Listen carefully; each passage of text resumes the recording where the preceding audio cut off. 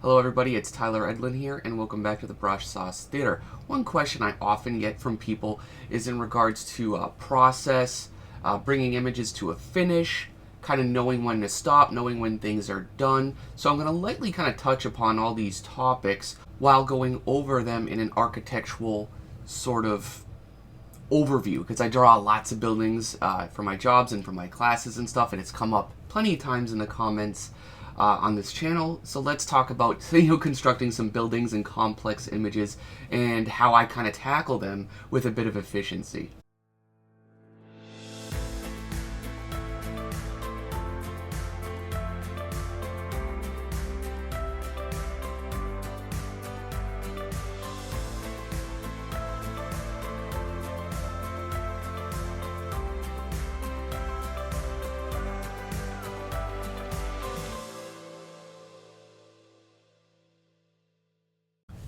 Alright guys, so this week I posted a new image out this week on ArtStation. I don't have a particular name for it. I called Egypt Deco, because that's really all I did was I mixed two architectural styles in the process of creating it. And it is one of my more detailed and a little bit more of my complex images. I didn't spend days or months or for the better part of weeks on it. I think it boiled down to somewhere around 12 to 15 hours overall. So that's not too bad, even to my own standards. Of course, for something like measuring time to complete something, you would have to take into account your overall experience level, I feel. But remember, art and design is not necessarily about who's the fastest. It's not kind of like speed running a game or running a marathon. It's just kind of putting your best foot forward, getting what you want out of something, and kind of being proud or learning from the experience if it doesn't go the way you envision. So regardless of my process, I usually begin most of my designs, most of my compositions, and most of my scenes with some sort of sketch. Of course, these vary in quality as well as they do in their overall presentation. Some of them are very quick and loose, kind of like napkin sketches, or some are a little bit more formal, like the one you see here, where I just have a shape of a structure on an horizon line. I know this is going to tell me basically the type of camera I'm going to do, potentially the mood, the atmosphere, and the lighting. And I believe that initial sketch, somewhere took between like 10, maybe 15 minutes to do. So the process at the beginning can fluctuate a bit. Sometimes if I have an idea, I'll need to start and go gather and do research and gather reference. Maybe I need to do that after my initial sketch. I keep it fairly open, as process is very much an adaptive thing. It's not singular or linear, and I tackle problems as they arrive and allow my design in a way to kind of pivot itself around these problems. This was a very kind of one-dimensional idea when I started. It was a statue, some sort of Colosseum gate. It was actually inspired by one of the students' projects they were working on, and I needed to kind of show them a few techniques to bring that forward. So often what I do if I need to be efficient with anything is I look for the shortcuts. I look for the tricks, or some call the dirty cheats, to getting this image done. This isn't necessarily about making art for art's sake. For me, the design is a problem and it needs to be resolved. The design and final image itself is a dialogue, and ultimately at the very end of it, if it reflects something or shows that I have something to say, I think that's a good thing. If you have and present a design and nobody knows what to talk about, nobody knows to say, if it doesn't inspire anything, then maybe the design falls a little flat in some cases. Ultimately, a client, in my experience, doesn't care how you get an image done, how you create a design, how you solve a problem. They just care about the final result. So with that said, I go often to kitbash3d.com. This is not in any way sponsored by them, but it's a site I've been using more and more. I absolutely love the products and I love the quality of them, and a lot of them are really great to get images started with basically a running start. So I take my idea, I go and I get the model kit, I kind of kit bash it, as the site's called, into something that's kind of like what I need to solve. You can see that example down here in this little color comp. Right, so that process can take anywhere from like a half hour to 40 minutes. So if within the first hour I'm already arrived at this 3D model that's based off a sketch that's got a little bit of color and lighting information, for me that's a good use of time. I'm kind of progressing fairly quick in that regard. But often at this stage, again, this kind of the idea sort of outgrew itself at this point. It was originally just supposed to be some sort of gateway, with a stairway on the water. There's a magnificent statue in the original student sketch, and that's all it was, though. For me, that it's still kind of like a bit of a one-dimensional idea, and what I like to do is kind of layer and compound and compact my ideas to build kind of a bit more of a deeper design. I like to enrich it with various senses of culture and history. If it's more sci-fi, I like to involve more science. But either way, at this stage, I generally just look at the sketch, I let my imagination kind of have fun and be inventive with things, and I start to kind of quickly sketch and block over the original model because my modeling skills are very, very limited, and I don't want any of my techniques to kind of hold back my ideas, right? Your ideas, that's what design is all about. That is what is the most important after all. So even in its current form, if I put like all the most careful skill and brushwork and painting to make this image look really complete and finished, I still wouldn't be sold on it as something I'd be overly proud of. It's too plain, it's too simple, it's not really saying much, it's just kind of like a base of an idea, right? And I want to avoid these more mediocre or generic ones.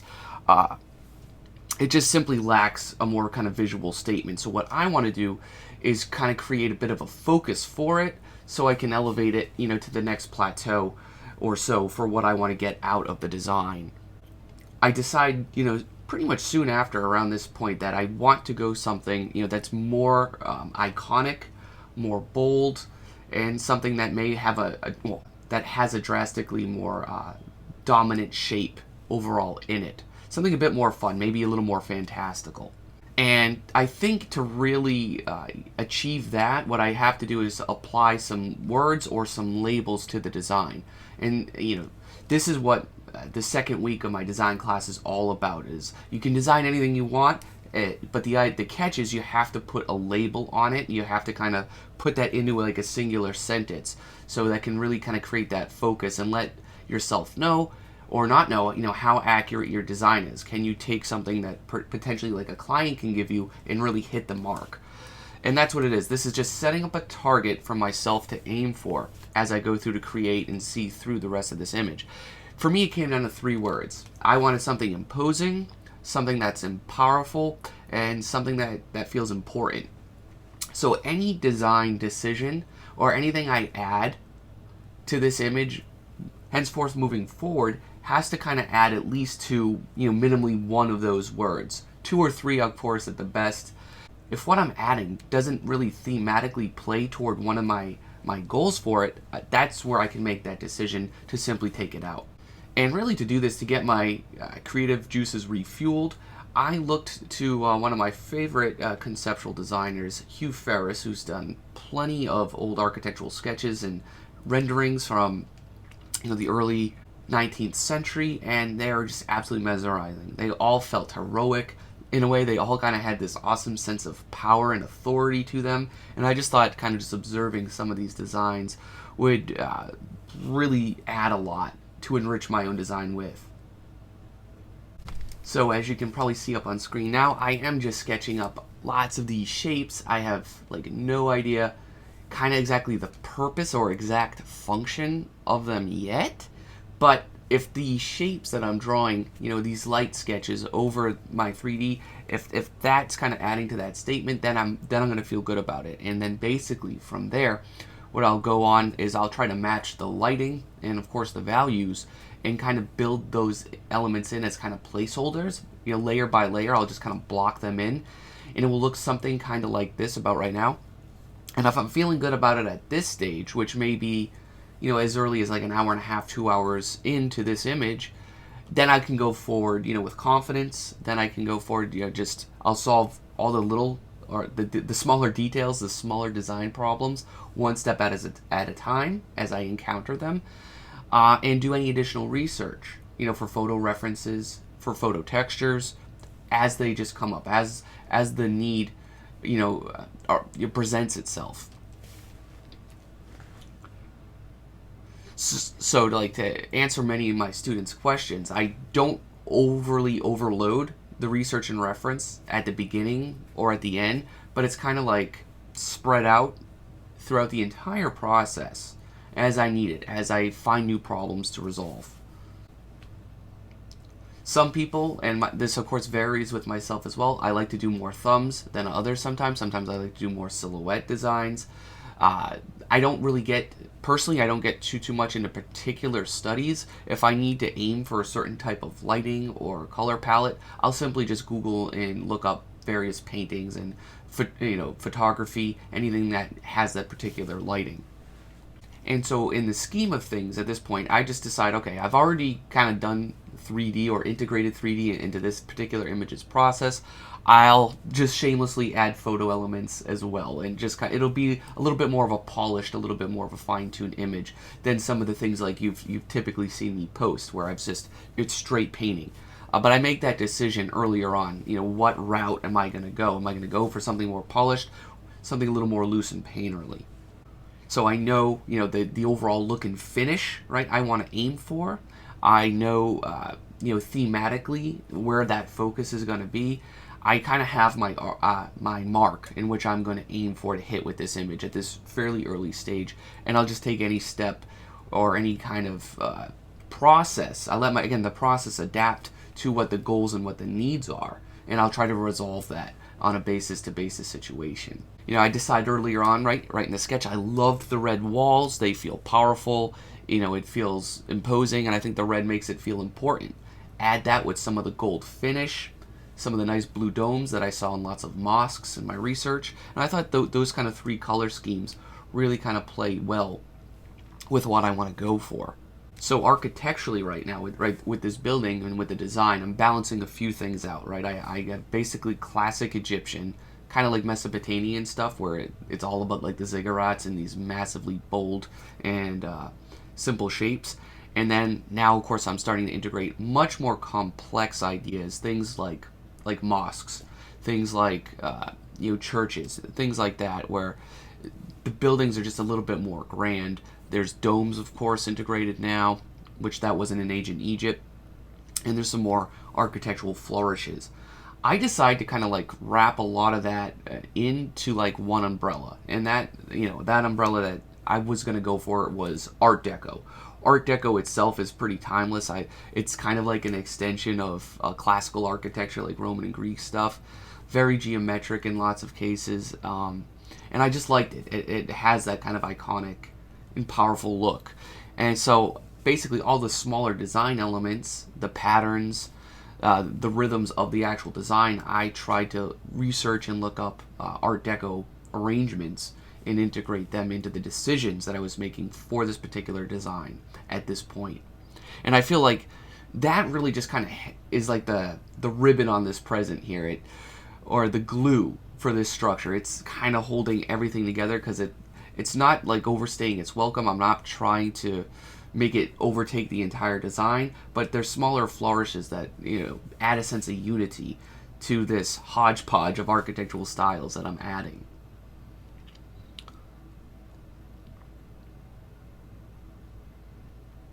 And I blocked many of these elements, right, that you're seeing in now, with like lots of different photo textures. I'm building my own patterns and textures from various sources, and in a way I'm kind of kit bashing some of these details and integrating them right into my design on a 2D scale or on a 2D level. The photos, again, that's just a time-saving technique. And more often than not, if I am in my personal space, my personal work, I just don't use them. I just have fun painting. That's what I've always enjoyed. But certainly for client work or for matters that are more time sensitive, I'm going to just do the job as quickly as I can.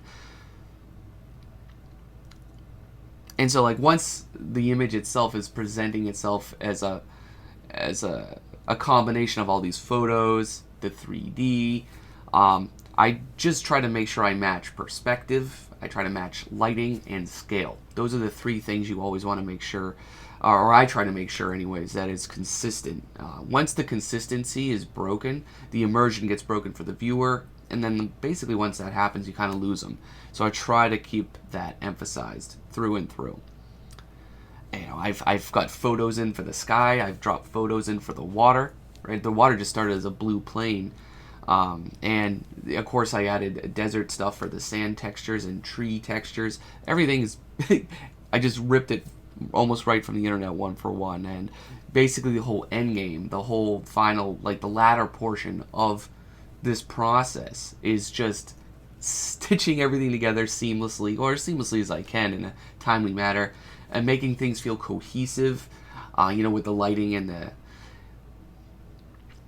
and just trying to unify the entire thing, kind of bringing a little bit more of that painting or painterly aesthetic into it to kind of make it a little bit more sensible, I feel. But, to sum it up, that's really kind of how I tackle these more complex images. It's just a list or an organization of problem solving, going through things one by one. Did I add characters here yet? Did I forget, to add some wildlife to help sell the scale or to make it feel like it's inhabited? My statue, for example, the front one, that's a focal point in this image. It's about that gold statue.